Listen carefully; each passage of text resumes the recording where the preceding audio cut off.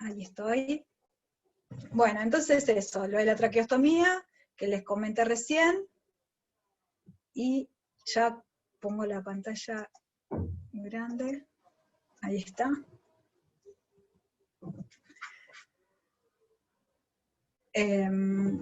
Otra de las cosas que hice, en la utilización de catéteres impregnados con antibióticos, que pueden ser considerados en las infecciones, pero más que nada para cuando utilizamos el catéter intraventricular, para los que tienen DBE.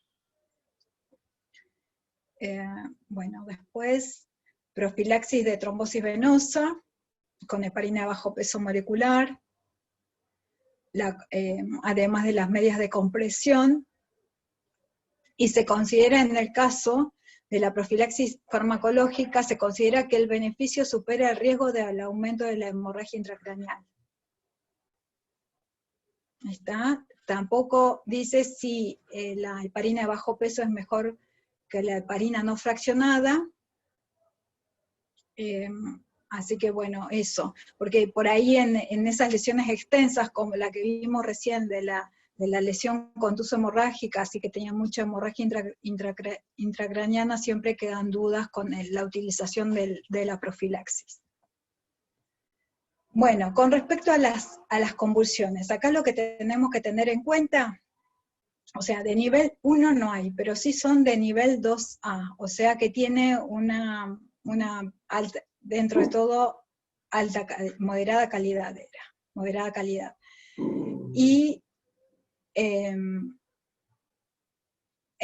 lo más importante es tener en cuenta que la profilaxis que nosotros damos los primeros 7 días para las convulsiones es para disminuir la incidencia de las convulsiones postraumáticas tempranas, que ocurren en la primera semana. No se recomienda más allá de la semana, ya que no están recomendadas para prevenir las convulsiones postraumáticas tardías que pueden aparecer, y en el caso que aparezcan se verá cómo se tratan. ¿Está? Y o sea, tampoco dicen qué agente puede ser mejor que otro, o sea, generalmente usamos fenitoína, o sea, no hay evidencia del levetiracetam que sea mejor que la fenitoína para estos casos. Bueno, en cuanto en la segunda parte, recomiendan sobre el monitoreo, ¿está? O sea, lo que se vio es que los resultados del tratamiento no son buenos, se guían por evaluación clínica, así que lo que necesitamos es tener un monitoreo multimodal. En realidad utilizan los países más desarrollados, pero nosotros, al menos que tengamos un multiparamétrico, más el monitoreo de PIC, digamos que estaríamos bien. Bueno, acá es el llamado que yo les comentaba antes, que dice que los países con bajos ingresos, que no pueden tener todo el monitoreo que se sugiere, bueno, pueden basarse únicamente en la evaluación clínica. O sea que también hay que tener en cuenta qué es lo que disponemos y qué es lo que podemos hacer, o sea, hacerlo mejor para el paciente, obviamente. El monitoreo de la presión intracraneana, entonces, lo más importante era esto que yo ya le había comentado recién, es que está recomendado para reducir la mortalidad intrahospitalaria dentro de las 2 semanas después de la lesión, y con respecto, bueno,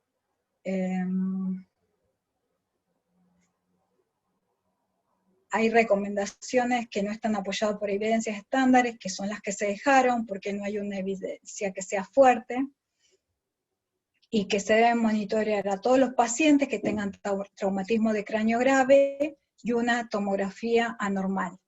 ¿Está? Entonces, cuando haya presencia de hematomas, contusiones, edema, herniación o compresión de cisternas basales.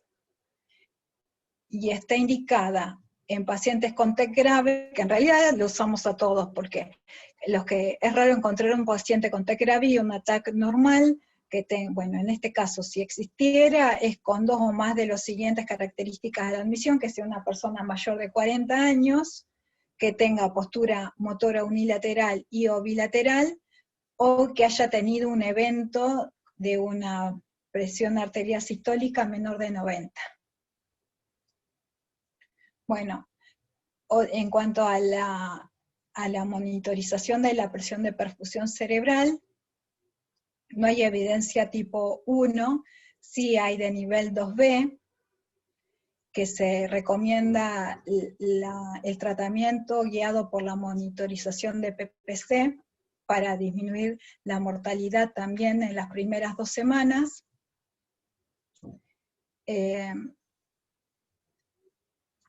Y bueno, esto es lo que muestra con los cambios anteriores, que habla de las publicaciones que fueron incluidas en la tercera edición. Bueno, y esto yo lo que les decía del monitoreo multimodal, acá lo definen como, bueno, un monitoreo cerebral más avanzado, o bueno, en este caso sería para evaluar la disponibilidad de oxígeno o glucosa en el tejido, y de esta manera nosotros estaríamos actuando antes de tener otros signos, ¿no? Estaríamos evaluando el fallo del metabolismo, y de esa manera evitaríamos que mueran más células, que haya más injuria secundaria. Entonces podemos, para la monitorización del flujo sanguíneo cerebral y del oxígeno cerebral, incluimos acá el Doppler transcraniano, también acá dicen que podemos usar la sonografía dúplex si no tenemos transcraniano, la saturación, la SAYO, la saturación yugular de oxígeno, y medición local del oxígeno tisular a través de la colocación de un catéter. Bueno, ese catéter es muy parecido al catéter que se utiliza para la medición de la presión intracraniana, del catéter intraparenquimatoso. La diferencia es que este catéter debe ser localizado justo por debajo de la cortical, a nivel de la sustancia blanca, a 25 milímetros sería a nivel de la tomografía si nos guiamos, y a nivel frontal. Ese es el lugar de ubicación, y lo que haría a través de un cátodo y un ánodo, o sea, pueden medir, hay un proceso de oxidación a nivel local, y de esa manera nos dice cuál es la presión tisular de oxígeno, evaluando tanto el intra y el extracelular. Esa sería la medición local de oxígeno. O sea, el territorio que se puede llegar a medir es de 2,5 centímetros cúbicos, o sea, es muy chiquitito el lugar, y lo que sí se vio es que sirve más para las lesiones difusas, porque sería más fidedigno en realidad. Bueno, el golfo de la yugular, también que nos ayudaría a evaluar la extracción cerebral global de oxígeno, y bueno, y también está el tema de qué lado se coloca y todo lo demás. Bueno, en cuanto la relación entre el oxígeno tisular, la disponibilidad del oxígeno y la difusión del oxígeno disuelto a través de la barrera hematoencefálica, obviamente que no es simple.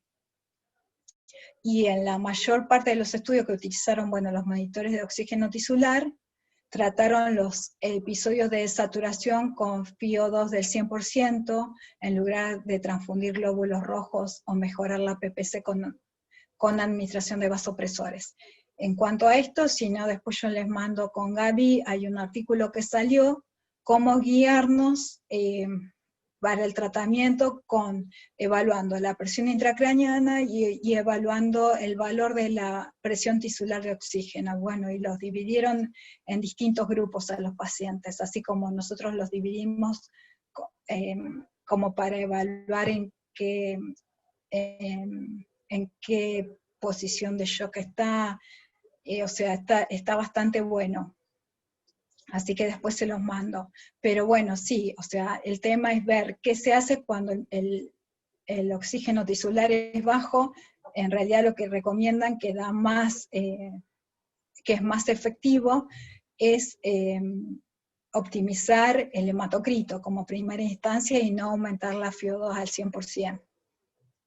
Bueno, otros métodos de monitoreo incluyen la microdiálisis, que entonces lo que yo les contaba, o sea que medimos el metabolismo cerebral, acá nos da la posibilidad de medir glucosa, lactato, piruvato y glutamato, y en este caso era lo que yo les decía, que vieron que la glucosa siempre está por debajo en las lesiones, o sea, en el lugar que hay lesión, siempre, o sea, está muy baja la glucosa. Y después la electrocorticografía, que es para determinar la cortical spreading depression, que está más referida a la hemorragia subaracnoidea. Pero bueno, como vimos en los mecanismos de injuria cerebral secundaria, también está presente. O sea, hay una despolarización cortical en forma difusa que provoca una vasoconstricción, que es muy similar a lo que pasa en la migraña, nada más que en la migraña pasa en un lugar que el cerebro está sano, entonces no produce ninguna lesión, y en este caso sí trae consecuencias porque ocurre en tejido cerebral que está injuriado. Y bueno, por ahora lo que dice la guía es que se utiliza para lo que es investigación, pero bueno, es más o menos como para saber en qué consiste. En cuanto a qué valores umbrales utilizamos, tanto para la presión arterial, para la presión intracraneana, para la monitorización de la PPC y la monitorización cerebral avanzada, o sea, con qué valor nosotros vamos a tomar alguna conducta o vamos a elegir un tratamiento. Lo de la hipotensión, bueno, ya lo hablamos, para ir pasando. Lo de la oxigenación tisular yo les conté algo, más o menos, o sea, que recién ahora es como que hubo un congreso y todo eso, y yo después les mando el artículo que sacaron, pero no es una guía de tratamiento como la de Brain Trauma Foundation, sino que es una guía de recomendaciones nada más. Bueno, la guía lo que dice es que tenemos que mantener una presión sistólica mayor a 100 para los pacientes que tienen de 50 a 69 años, si se puede mayor a 110, y en este caso, a ver, esperen que yo lo dije mal, para pacientes mayores de entre 50 a 69 años, mayor a 100, y por encima de 110 milímetros de mercurio para pacientes entre 15 y 49 años, o mayores de 70 años. O sea, 50 a 69 sería en ese grupo que podríamos tener mayor a 100 y en los otros a 110. Y lo que recomiendan el umbral de presión intracraneana era lo que habíamos visto antes, que por encima de 22 milímetros de mercurio se recomienda tratar, porque por arriba de estos valores se asocia el aumento de la mortalidad. Bueno, esto lo trae como nivel 3, que dicen que, bueno, que se puede usar la combinación de valores de la presión intracraneana, los hallazgos clínicos y tomográficos para tomar las decisiones de manejo. Podría ser para decidir una conducta quirúrgica. Bueno, por otro lado tenemos qué umbral de presión de perfusión cerebral utilizamos. En realidad, bueno, el valor target de PPC, que es recomendado para sobrevivir y tener un outcome favorable, es entre 60 y 70. No está claro si es más tirando a 60 o a 70. En realidad depende de que el paciente tenga autorregulación o no. Bueno, y en esto sí nos va a ayudar poder utilizar o poder realizar un Doppler transcraneal. Entonces ahí, de acuerdo al Doppler, sí podemos decir, bueno, este paciente puede estar más en 70 o 60. Evitar mantener una PPC en forma agresiva más allá de 70, con fluidos y vasopresores. En cuanto a la saturación venosa yugular, menor de 50%, puede ser el umbral para evitar o reducir la mortalidad y mejorar el outcome. Así que bueno, creo que ya está todo. Terminamos antes de que se corte de nuevo.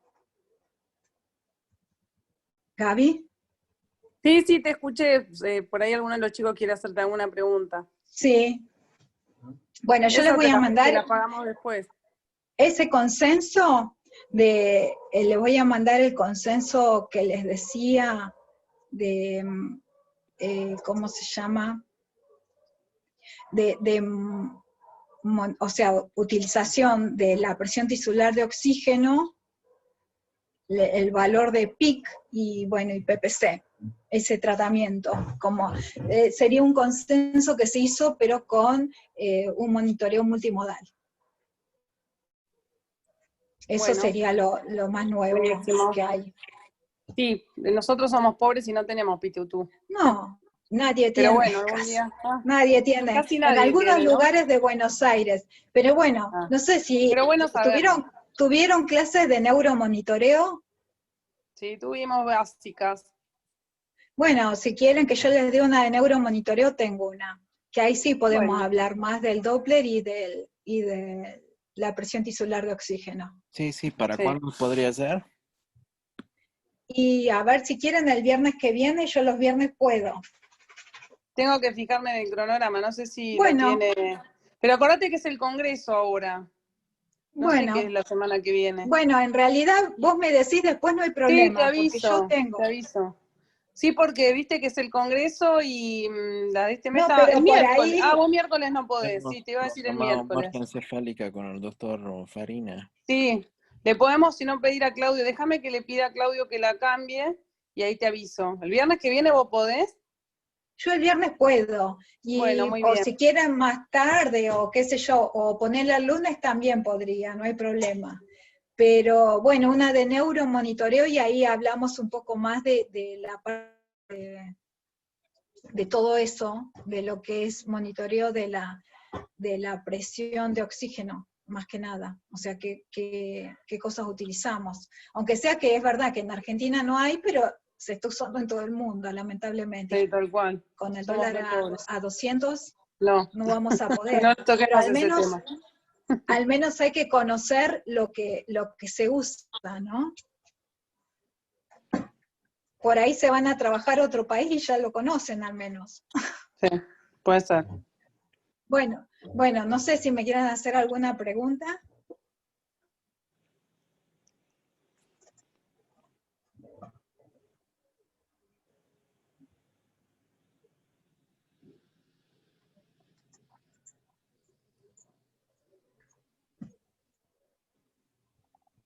Parece que no, Gaby. No sé. Parece que no. Todavía no, tampoco son expertos en la materia, así que por ahí, viste. Vamos a arrancar. Bueno, pero bueno, si quieren la clase de neuromonitoreo, después arreglamos. Sí, por favor. Bueno, listo. Mirá cómo roban clase. Pero está bien. Bueno, me parece muy bien. Bueno, gracias, Mara. Te agradecemos la clase. Y bueno, gracias a ustedes por la invitación. Listo. Chao, buenas tardes. Hasta luego. Buenas tardes. Buenas tardes, hasta luego.